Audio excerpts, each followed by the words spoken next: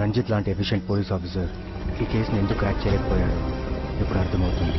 Finger prints లేవు, foot prints లేవు, కనీసం ఒక హెయిర్ ఫాలికల్ కూడా లేదు. బాడీస్ని కూడా సిటీకి బయటే డిస్పోజ్ చేశాడు. మనోహర్, ఈ కేసు గురించి మీ ఒపీనియన్ ఏంటి?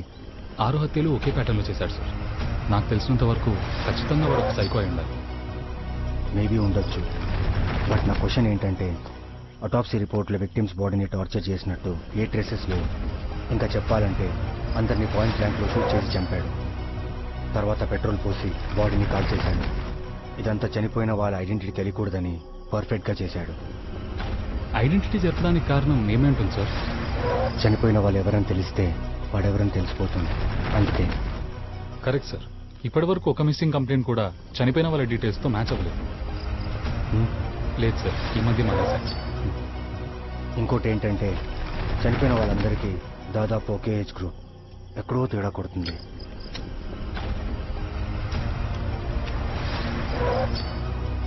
మనోహర్ సార్, ఈ కేసు గురించి డిపార్ట్మెంట్లో ఎవరితో డిస్కస్ చేయకండి, మనలోనే ఉండాలి. Okay sir.